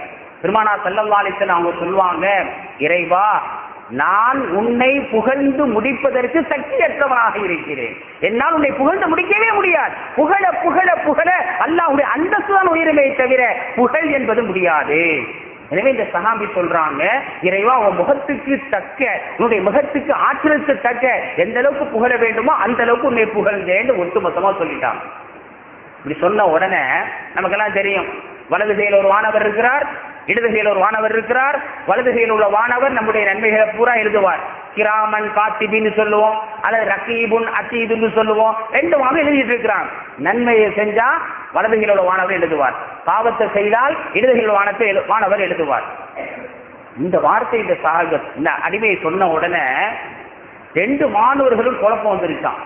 நன்மையை எவ்வளவு எழுதுறது, நம்ம செய்யக்கூடிய அமல்களுக்கு நன்மை எழுதிக்கிட்டே வர்றாங்க. இந்த வார்த்தையை சொன்ன உடனே லக்கல் ஹம்து கமா யம்பகி லிஜலாலி வஜ்ஹிக வ அலீமி சுல்தானிக, எவ்வளவு நன்மை எழுதுறது, 1க்கு 10, 1க்கு 70, 1க்கு 700, 7000, 7 கோடியா? அல்லாஹ்வுடைய அந்த வார்த்தையை, அந்த வர்ணிப்பை சொன்னவுடன் நன்மை எப்படி எழுதுவது தெரியலையா? உடனே 2 வானவர்களும் அல்லாஹ்வுடைய தர்பாருக்கு செல்கிறார்கள். அல்லாஹ் நபி சொல்றாங்களா, இறைவா உன்னுடைய அடியான் ஒரு வார்த்தையை சொல்லிவிட்டான், அதை எப்படி எழுதுவதென்று எங்களுக்கே தெரியவில்லை. இப்னு மாஜால வரக்கூடிய அறிவிப்பு. அல்லாஹ் சொன்னான், அல்லாஹ்வுக்கு தெரியும் என்ன சொன்னான்னு. அல்லாஹ் கேட்டான், அப்படி என்ன வார்த்தையை சொல்லிட்டான்? மலக்குகள் சொல்றாங்களாம், யா அல்லாஹ் அந்த அடியான் சொன்னான், யா ரப்பி லக்கல் ஹம்து கமா யம்பகி லிஜலாலி வஜ்ஹிக வ அலீமி சுல்தானிக என்ற வார்த்தையை சொல்லிவிட்டான்.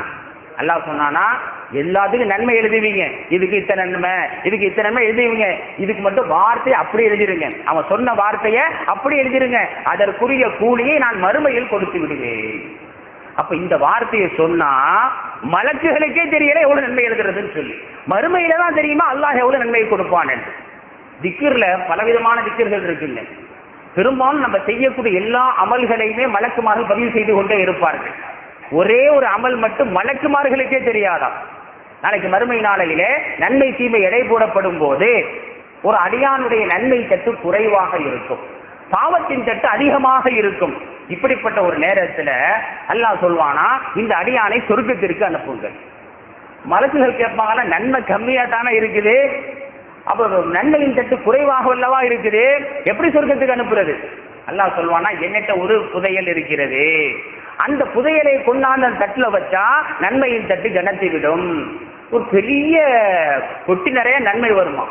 அப்பதான் மலக்குகள் கேட்பாங்களா, இவன் எங்க இருந்து இந்த அமலை செஞ்சான், நாங்க அறியவே இல்லையே. அல்லாஹ் சொல்வானா, இவன் செய்த திக்ரே ஹபி.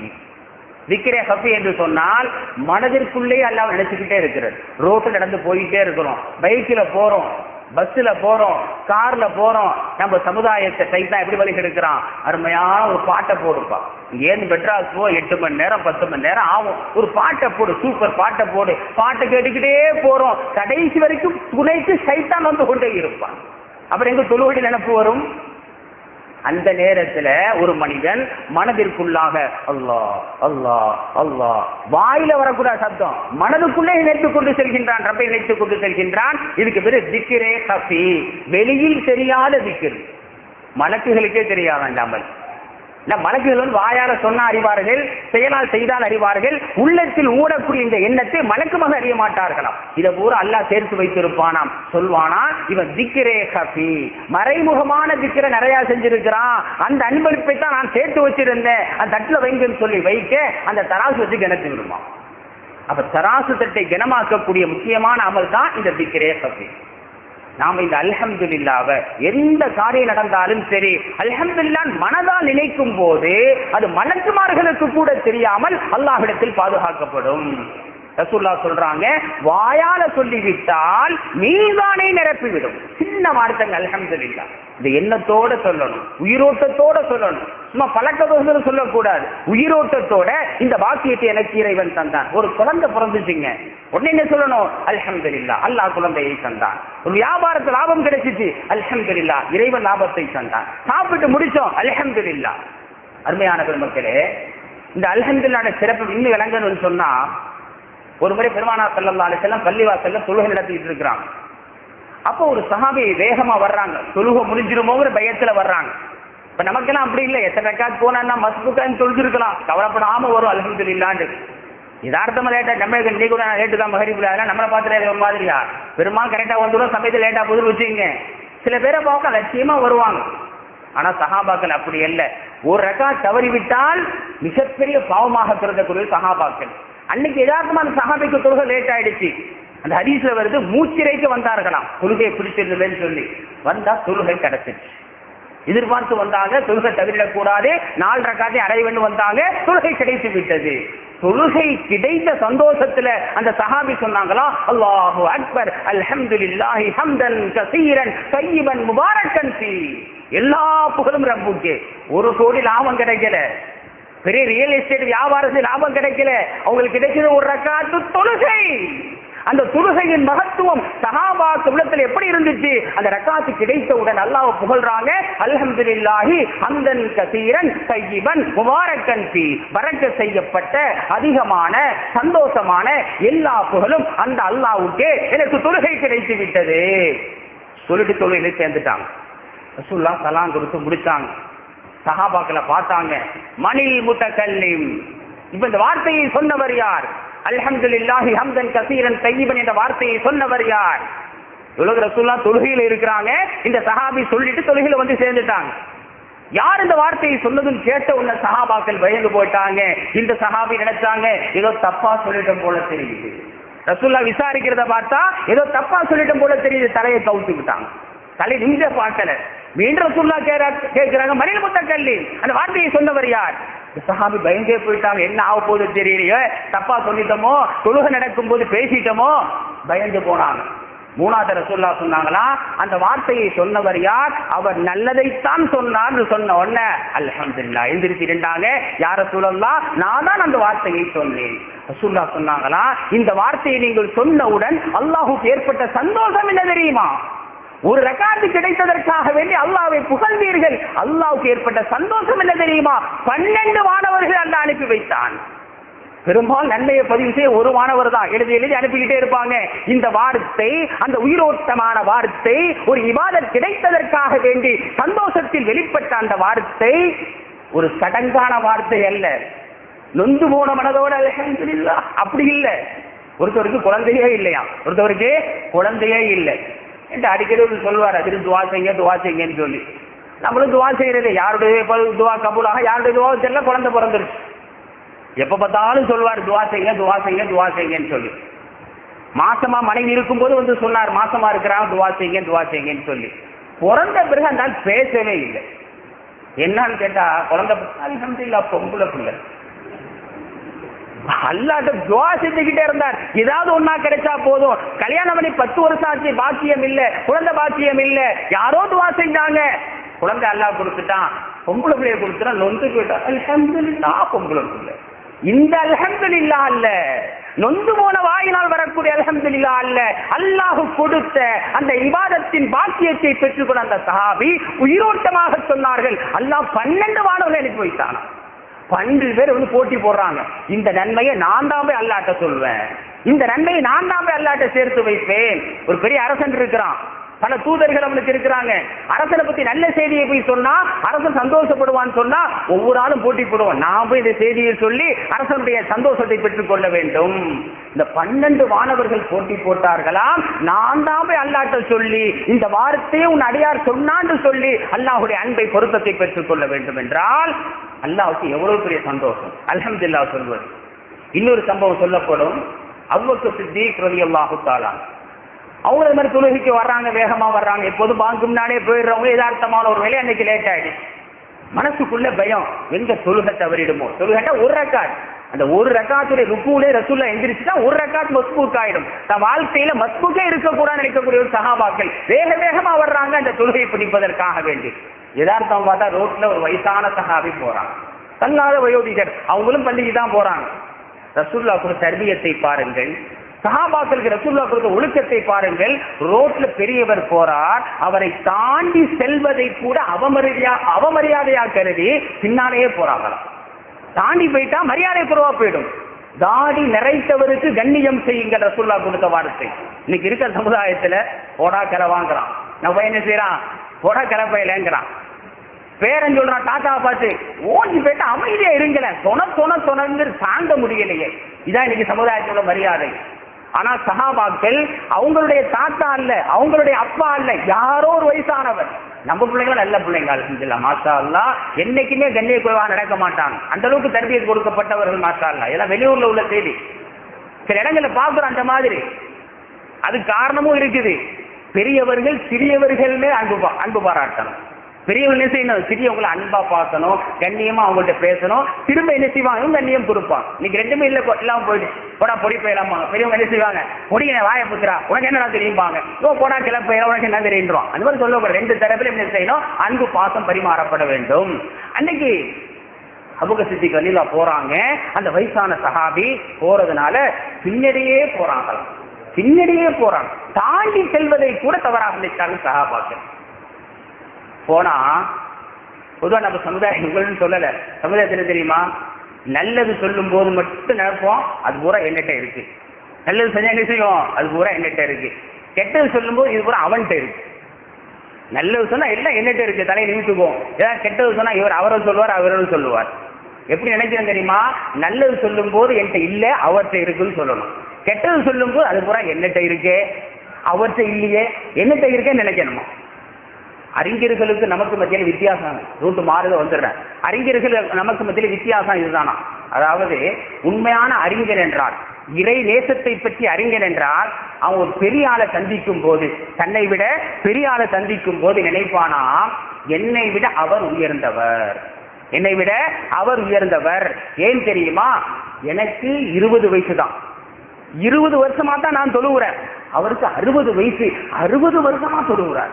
எவ்வளவு நல்ல அதிகமாக வாங்கியிருப்பார்.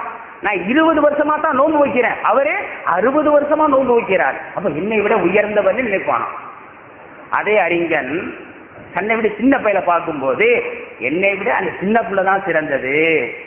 ஏன் தெரியுமா, எனக்கு 40 வயசு, எனக்கு 40 வயசு, 40 வருஷமா பாவம் செய்யறேன். இவனுக்கு வயசு 20 வயசு தான், இவன் 20 வருஷமா தான் பாவம் செய்யறான். அப்ப அவன் கணக்குல பாவத்தின் கணக்கு 20 வருஷம், ஏன் கணக்குல பாவத்தின் வயசு 40 வருஷம். எனவே என்னை விட சிறியவன் தான் சிறந்தவன். இப்படி நினைப்பவர்கள் தான் இறைநேசர்கள். அல்ஹம்துலில்லாஹ். எனவே நல்ல விஷயங்களை சொல்லும் போது அடுத்த ஆள்கிட்ட இருக்கிறதா நினைக்கணுமா, பாவமான விஷயங்களை சொல்லும் போது என்னட்ட இருக்குன்னு நினைக்கணுமா, அப்பதான் நம்மகிட்ட மாற்றங்கள் ஏற்படும். அருமையான பெருமக்களே, அபூபக்கர் சித்திக் ரலியல்லாஹு தஆலா அன்ஹு அந்த பெரியவருக்கு பின்னாலே போறாங்க. கடைசியில் இந்த பெரியவரும் பள்ளிவாசலுக்கு போனாங்க, இவங்களும் போனாங்க. பெருமானார் ஸல்லல்லாஹு அலைஹி வஸல்லம் ருக்குவுல இருக்கிறான். ருக்குவுல சேர்ந்துட்டா ரக்அத் கிடைச்சிரும். எனவே அந்த ருக்கு கிடைத்து விட்ட சந்தோஷத்திலே அபூபக்கர் சித்திக் ரலியல்லாஹு சொன்னதாக வருகின்றது, அல்ஹம்துலில்லாஹி ஹம்தன் கஸீரன் தய்யிபன் முபாரக்கன் ஃபீ.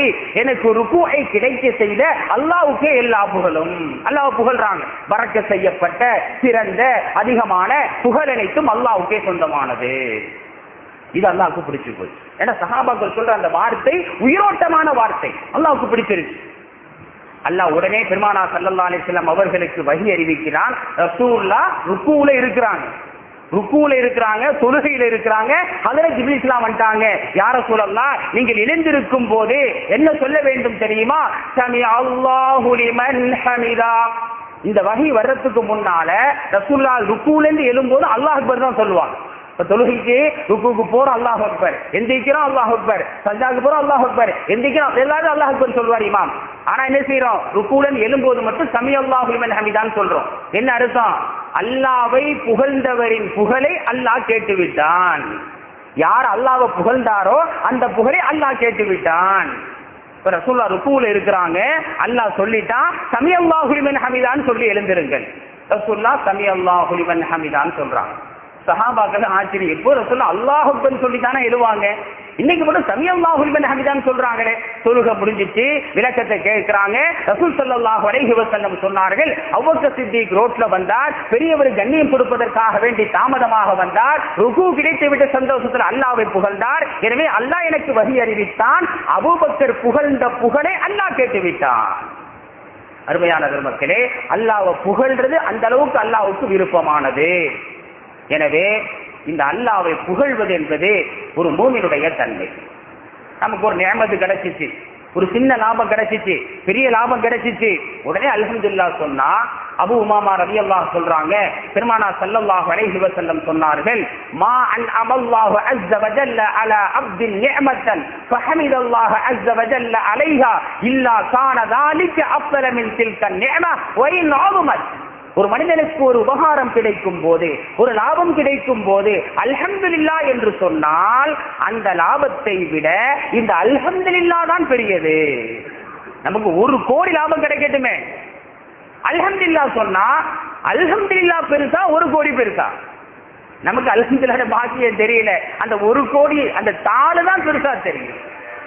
பெருமானார் ஸல்லல்லாஹு அலைஹி வஸல்லம் சொல்றாங்க, நிஅமத்துக்கு நன்றி செலுத்தி விட்டால் அந்த நிஅமத்தை விட அல்ஹம்துலில்லாஹ்வை அல்லாஹ் பெருசாக்கிடுவான். என்ன அர்த்தம்? இந்த உலகத்தில் அந்த 1 கோடியை கொண்டு என்ன லாபம் கிடைக்குமோ இதை விட இந்த அல்ஹம்துலில்லாஹ்வை கொண்டு மறுமையில் உங்களுக்கு அதிக லாபம் கிடைக்கும். சுலைமான் அலைஹிஸ்ஸலாம் அப்படியே வானத்துல பறந்து போறாங்க. அவங்க காற்று வசப்படுத்தி கொடுக்கப்பட்டிருந்து குர்ஆன்லயே வருது. அப்படியே காத்துல பறந்து போறாங்க. கீழே ஒரு விவசாயி, ஆனா ஈமான்தாரி, பாக்குறாரு சுலைமான் நபி பறந்து போறாங்க. அது எப்படி போவாங்களா?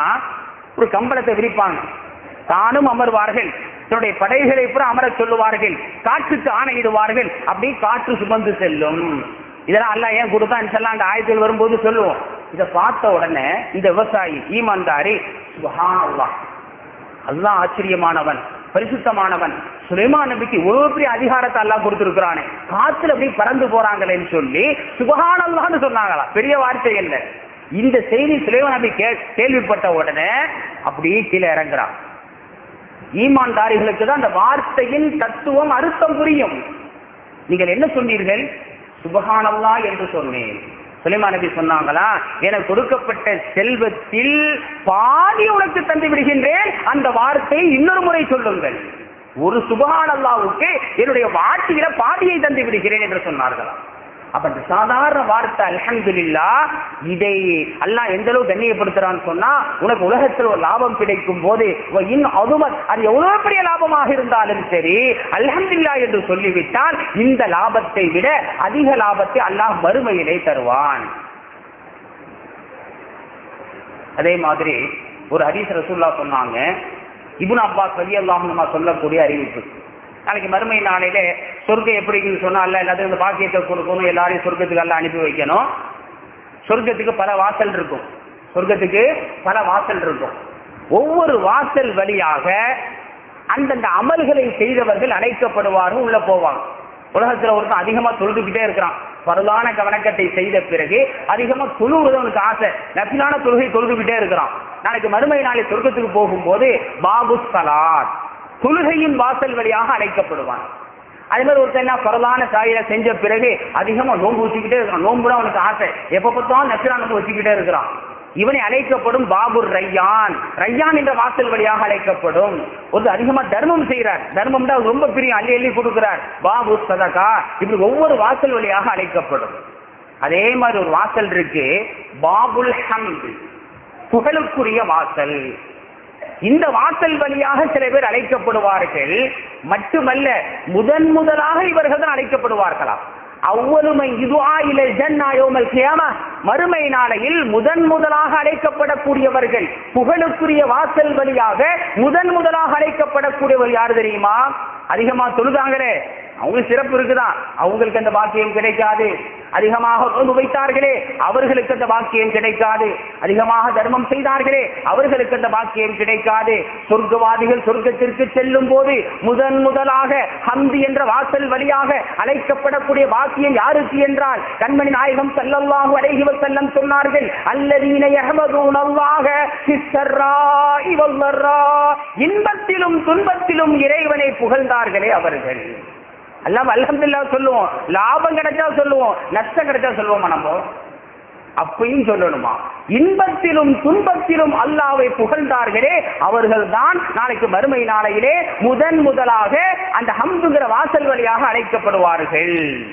இன்பத்திலும் அல்லாஹ்வை புகழ வேண்டும், துன்பத்திலும் அல்லாஹ்வை புகழ வேண்டும். அல் கௌசுல் ஆலம் வஹீத் அப்துல் காதிர் ஜீலானி கத்தஸல்லாஹு சிர்ரஹுல் அஸீஸ் மிகப்பெரிய இறைநேசர் அல்லவா, நமக்கெல்லாம் தெரியும். அவர் வியாபாரியும் இருந்தாங்க. வெளிநாட்டு கப்பல்ல சரக்குகள் அனுப்பி வைப்பாங்களா, மிகப்பெரிய வியாபாரி. ஒரு மக்களுக்கு பயானம் செஞ்சுக்கிட்டு இருக்கிறாங்க, உபதேசம் செஞ்சுக்கிட்டு இருக்கிறாங்க. ஒரு நபர் வந்து சொன்னாரா, காதுல ஏதோ ஒரு செய்தியை சொல்றார். உடனே அவங்க சொன்னாங்களா, அல்ஹம்துலில்லாஹ். கொஞ்ச நேரம் கழிஞ்சிருக்கும், பயானம் செஞ்சுக்கிட்டே இருக்கிறாங்க. திரும்ப வந்து ஒரு காதுல ஒரு செய்தியை சொல்றார். அப்பயும் சொன்னாங்க அல்ஹம்துலில்லாஹ். மாணவர்களுக்கு ஒன்றும் புரியல. ரெண்டு செய்தி சொல்லப்பட்டது, ரெண்டுக்குமே அல்ஹம்துலில்லாஹ் தானே சொல்றாங்க. அது என்ன செய்தியாக இருக்கும்? பயான்லாம் முடிஞ்ச பிறகு மாணவர்கள் கேட்கிறாங்க. அப்ப ஹவுசலான்னு சொன்னாங்களாம், முதல்ல வந்தவர் சொன்னாரு, நான் கப்பல் அனுப்பியிருந்தேன்ல, வியாபார கப்பல், அது நல்ல லாபத்தோட திரும்பி வருது. அந்த காலத்துல என்ன செய்வாங்கன்னு சொன்னா, இந்த நாட்டுக்கு பொருள் அனுப்பி வைப்பாங்க.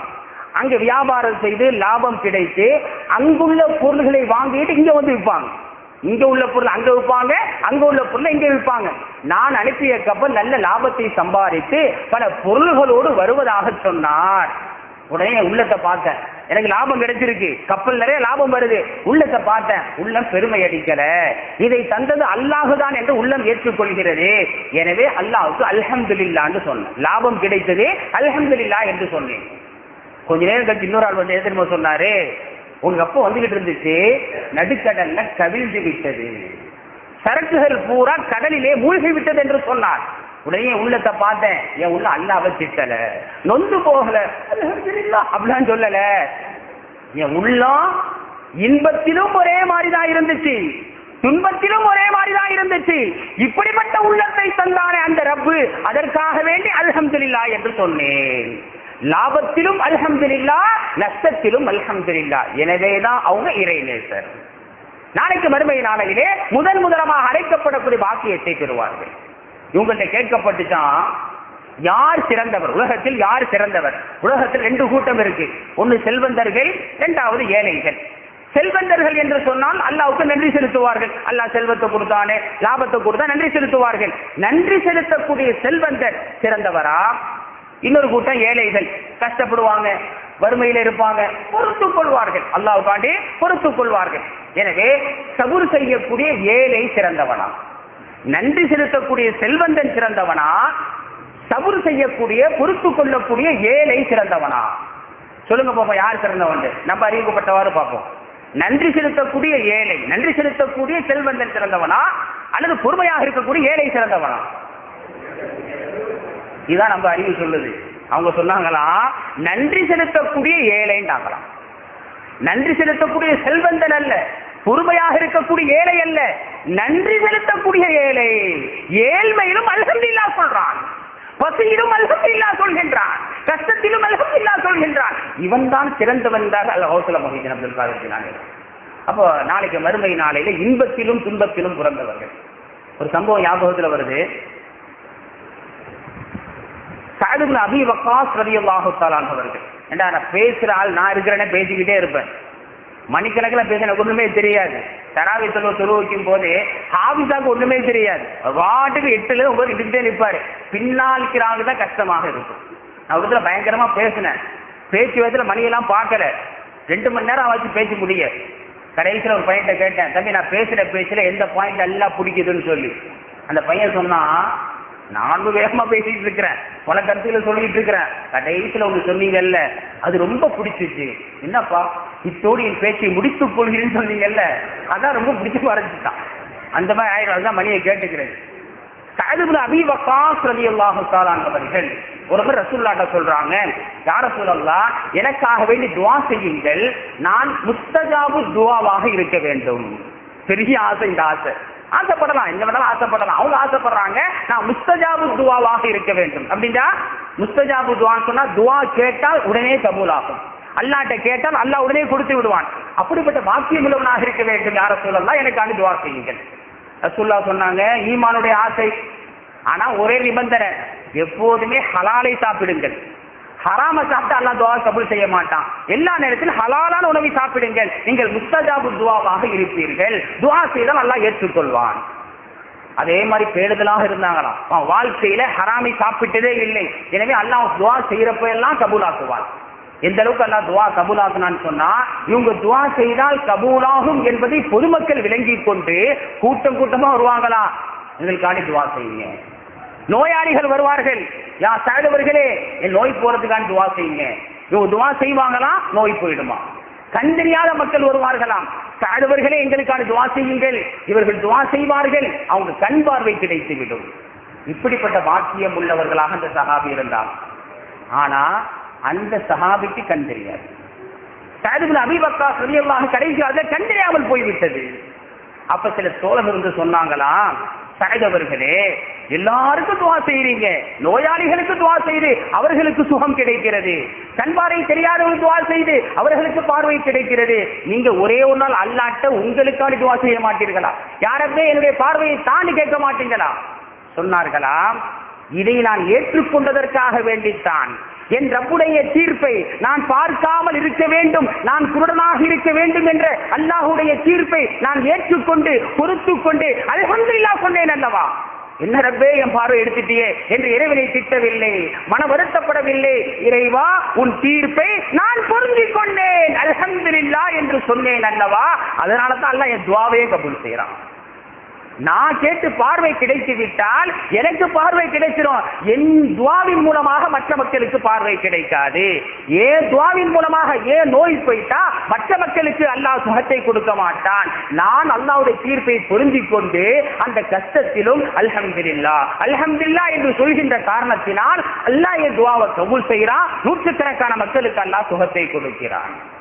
எனவே அருமையான பெருமக்களே, இந்த அல்ஹம்துலில்லாஹ் இன்பத்திலும் துன்பத்திலும் புகழக்கூடிய இந்த வாக்கியம், நம்ம நினைக்கலாம் நமக்கு வாழ்க்கையில அல்லாஹ் என்ன சுகத்தை கொடுத்தான். பல பேருக்கு இதுதாங்க எண்ணம், பல பேருக்கு இதுதான் எண்ணம், அல்லாஹ் எனக்கு வாழ்க்கையில என்ன சுகத்தை கொடுத்தான். போட்டு கஷ்டப்படுத்திக்கிட்டே தான் இருக்கிறான். ஒன்றுக்கு பின் ஒன்று சிரமம் வந்து கொண்டுதானே இருக்கு. ஒவ்வொரு துறையில் சென்றாலும் நமக்கு நஷ்டம் தானே வருது.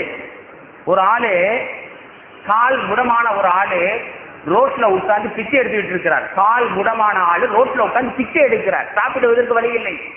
அந்த வழியா ஒரு மார்க்க அறிஞர் செல்கிறார். அவர் இறைவனை திட்டக்கூடிய அந்த காட்சியை பார்க்கிறார். கால் முடமான ஆளு அல்லாஹ்வை திட்டிட்டு இருக்கிறார், அல்லாஹ் என் காலை முடமாக்கிட்டானே, எனக்கு சாப்பாடு கொடுக்கலையே, கஷ்டப்படுத்துறானேன்னு சொல்லி. இந்த மார்க்க அறிஞர் சொன்னாரா, இப்படி அல்லாஹ்வை திட்டக்கூடாது, இன்பத்திலும் துன்பத்திலும் அல்லாஹ்வை புகழ வேண்டும் ரசூலுல்லாஹ் சொல்றாங்க, நீ அல்ஹம்துலில்லாஹ்னு சொல்லு. அவருக்கு கோபம் வந்துருச்சு, அல்லாஹ் எனக்கு என்னத்தை கொடுத்தானோ அல்ஹம்துலில்லாஹ் சொல்றதுக்கு. அப்ப சொன்னாங்களா, உண்டா? உனக்கு அல்லாஹ் எதுவுமே கொடுக்கலையா? எதுவுமே கொடுக்கல.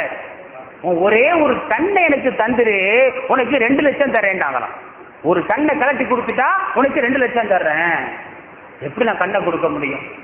சரி, உன்னுடைய ஒரே ஒரு கிட்னியேட்டா உனக்கு 5 லட்சம் தர்றேன். நீங்க பல பேர் கிட்னிக்காண்டி பட்டியல் போட்டுருக்காங்க, 5 லட்சம் 10 லட்சம் தர்றேன்னு சொல்லி கொடுக்க ஆள் இல்ல. ஒரே ஒரு கிட்னியேட்டா உனக்கு 5 லட்சம் தர்றேன். அது எப்படி தர முடியும்? ஒவ்வொரு உறுப்பா கேட்கிறாங்க. அவர் தரமாட்டேன்னு சொன்னாராம். கடைசியை கூட்டி போட்டு சொன்னாங்களா, உனக்கு அல்லாஹ் எவ்வளவு நம்ம கொடுத்துருக்கிறான்? 25 லட்சத்தை கொடுத்துருக்கிறோம். நான் சொன்ன வரைக்கும் கண்ணுக்கு 2 லட்சம், இன்னொரு கண்ணுக்கு 2 லட்சம், 4 லட்சம், கிட்னிக்கு 5 லட்சம், இதயத்துக்கு 10 லட்சம், மொத்தம் ஏன் கணக்கு பிரகாரம் 25 லட்சத்தை அல்லாஹ் கொடுத்திருக்கிறானே. இதுக்கு நீ அல்ஹம்துலில்லாஹ் சொல்ல மாட்டாயா? கொடுக்காத ஒன்றுக்காக வேண்டி அல்லாஹுவை திட்டுகின்றாய், கொடுத்த ஒன்றுக்காக வேண்டி அல்லாஹ்வை புகழ மாட்டாயா என்று சொன்ன பிறகு அவர் தௌபா செய்தார் என்ற செய்தியை பார்க்கிறோம். எனவே அருமையான பெருமக்களே, குர்ஆனுடைய ஆரம்பமே சூரத்துல் ஃபாத்திஹாவுடன் ஆரம்பிக்குது. நம்மள்ட்ட இந்த தன்மை வர வேண்டும், அல்லாஹ்வை புகழக்கூடியவர்களாக இருக்க வேண்டும். கொடுத்தாலும் அல்ஹம்துலில்லாஹ், எடுத்தாலும் அல்ஹம்துலில்லாஹ். இந்த தன்மை உருவாக்குவதற்காக வேண்டித்தான் அல்லாஹ் முதலா சொல்றான், அல்ஹம்துலில்லாஹி ரப்பில் ஆலமீன். அல்லாஹ்வை புகழுங்கள். அகீமு ஸலாத் அல்லாஹ் ஆரம்பிக்கல, ஆத்து ஸகாத்னு ஆரம்பிக்கல, ஹஜ் செய்யுங்கள் ஆரம்பிக்கல. முதலா அல்லாஹ் ஆரம்பிக்கிறது அல்ஹம்துலில்லாஹி ரப்பில் ஆலமீன். எல்லா புகழும் அல்லாஹ்வுக்கே என்று சொல்லுங்கள். எனவே அருமையான பெருமக்களே, அந்த அல்ஹம்துலில்லாஹ்வுடைய அந்த வாக்கி நம்மள்ட்ட வர வேண்டும். இன்பத்திலும் துன்பத்திலும் அல்லாஹ்வை புகழக்கூடியவர்களாக இருக்க வேண்டும் என்பதோடு இன்றைய இந்த தஃசீருடைய விளக்கத்தை நிறைவு செய்கின்றோம். அடுத்து ஃபிக்ஹுடைய பாடத்தில் சென்ற வாரம் உதுவை பற்றி சொன்னோம்.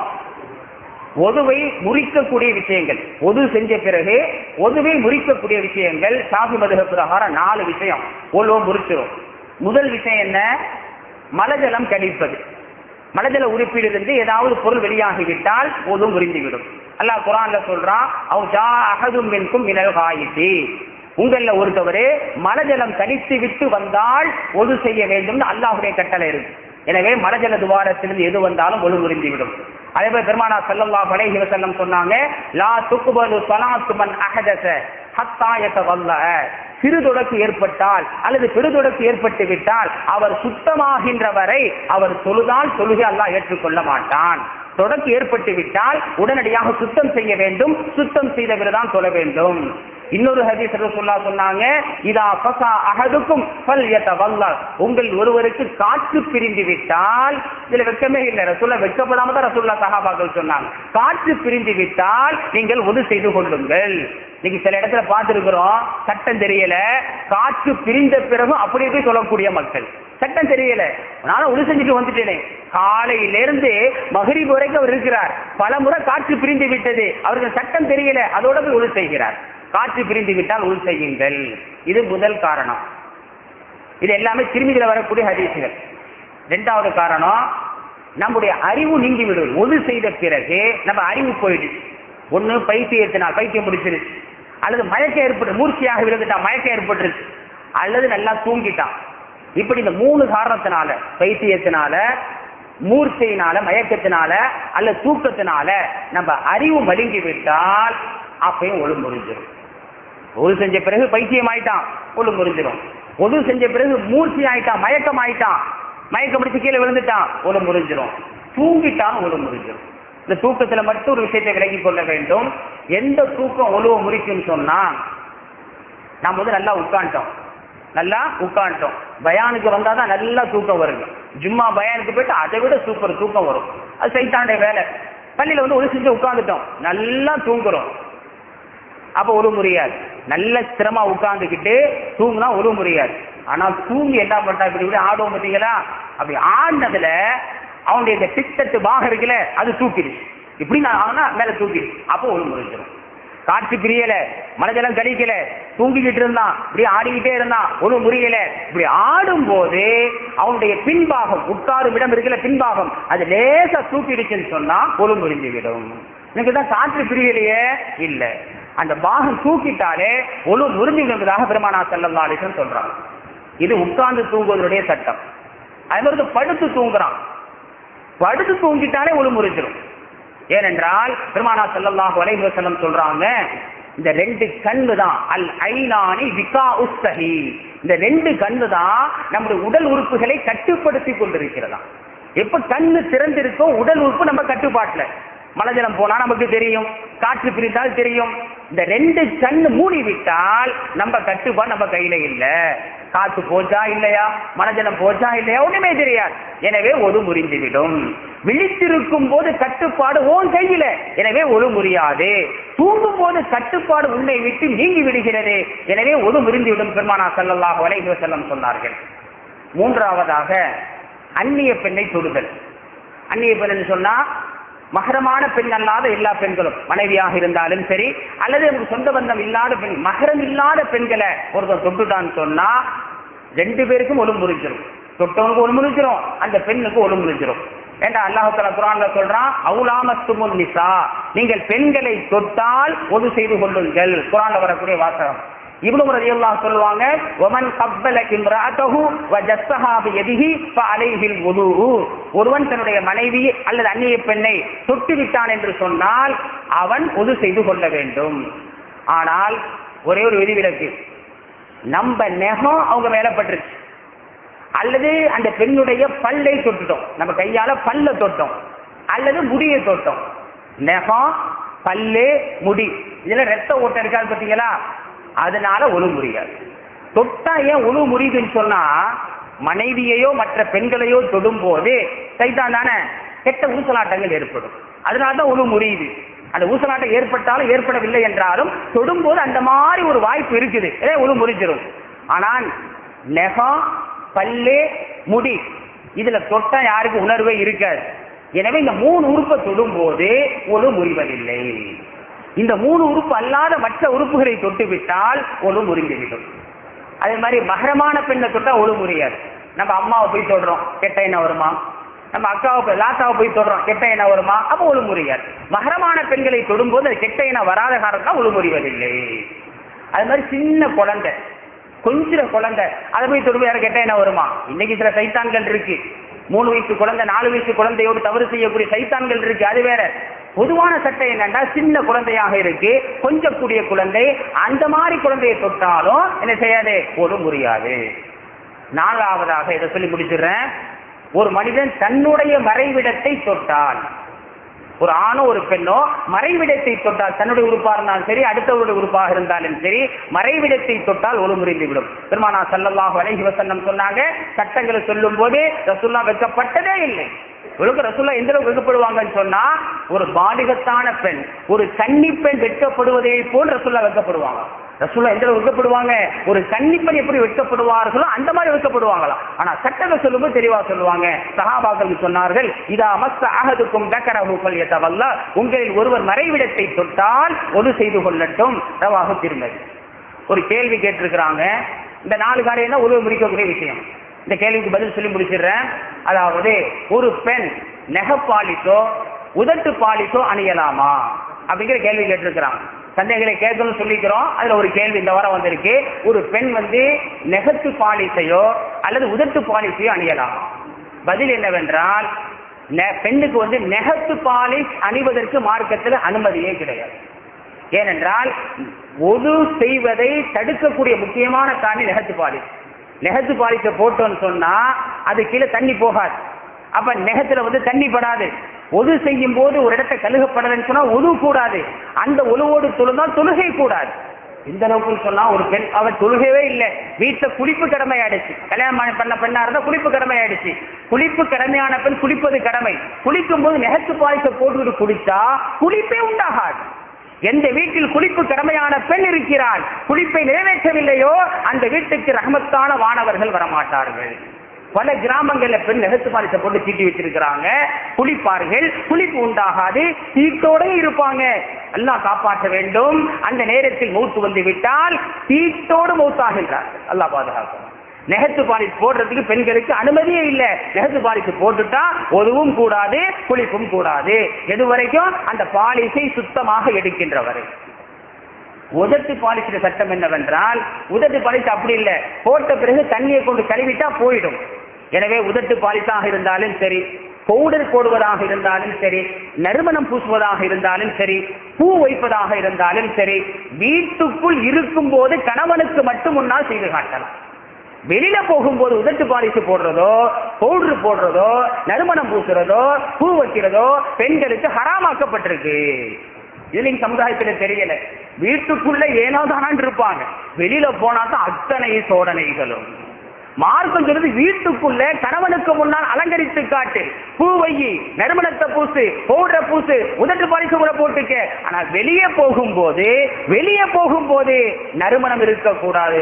ரசூல்லா சொல்ற வார்த்தை, யார் வெளியே வரும்போது நறுமணம் பூசிக்கொண்டு வருவாளோ அந்த பெண் ஜானியத் என்றார்கள். ரசூலுல்லாஹ்வுடைய வாயிலில் வார்த்தை, அவள் விபச்சாரி என்றார்கள்.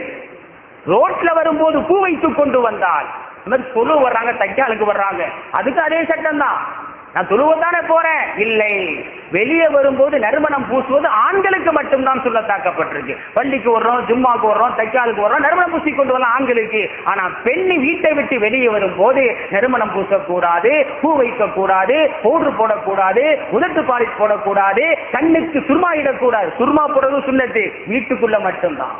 எனவே அருமையான தாய்மார்களே, நெகத்து பாலிச முற்றிலுமாக வெற்றி விடுங்கள், ஒதுவும் குளிப்பும் கூடாமல் ஆகிவிடும். உதட்டு பாலிஸ் இது போன்ற ஜோடனைகளை வீட்டுக்குள்ளே இருக்கும் போது கணவனுக்கு செய்து காட்டுங்கள், மார்க்கம் அனுமதிக்கிறது. வெளியே வரும்போது கல்யாணமாக இருந்தாலும் சரிதான், கல்யாணத்துல எல்லா ஆடம்பரமும். ஆனா கல்யாணத்துக்கு மட்டும் சொல்றாங்க, பெண்களா இருக்கிற இடமா இருக்கணும். பெண்களா இருக்கிற இடமாக இருந்தால் அந்த மாதிரி செய்யலாம். ஆண்கள் கலெக்டர் இடமா இருந்தால் ஜோடனைகள் கூடாது. அல்லாஹ் பாதுகாக்க வேண்டும். அந்த அடிப்படையில் நம்முடைய வாழ்க்கையை அமைத்துக் கொள்வோமாக. இன்ஷா அல்லாஹ் உங்களுடைய சந்தேகங்களை கேட்டு அதுக்குரிய பதிலே சொல்லப்படும். இப்ப நாம கேள்வி கேட்க போறோம். இன்றைய பாடத்தினுடைய 2 கேள்விகள். ஒரு கேள்வி என்னவென்றால், மறுமை நாளில் முதலாக அழைக்கப்படக்கூடிய நபர்கள் யார்? தொழுகிறவர்கள் அழைக்கப்படுவார்கள், நோன்பு வைத்தல் அழைக்கப்படுவார்கள், ஒவ்வொருத்தரும் அழைக்கப்படுவாங்க. ஒரு நபர் அல்லாஹ் முதலாக அழைப்பான். மறுமை நாளில் முதலாக அழைக்கப்படக்கூடியவர்கள் யார்? இரண்டாவது கேள்வி, மூமினுடைய அடையாளம். மூமினுடைய அடையாளம், நீங்க எல்லாம் மூமின்கள் ரசூலுல்லாஹ் கேட்டாங்க. அப்போ எல்லாரும் அமைதியாக இருக்க ஒரு சஹாபி மட்டும் எந்திரிச்சு, ஆம் நாங்கள் தான் மூமின்கள் தான் சொல்லி 3 அடையாளங்களையும் சொன்னாங்க. அந்த சஹாபியின் பெயரை மட்டும் எழுதினா போதுமானது. நாங்களும் மூமின்கள் தான் என்று தைரியமாக சொன்ன அந்த சஹாபியின் பெயர் என்ன? அல்ஹம்துலில்லாஹ்.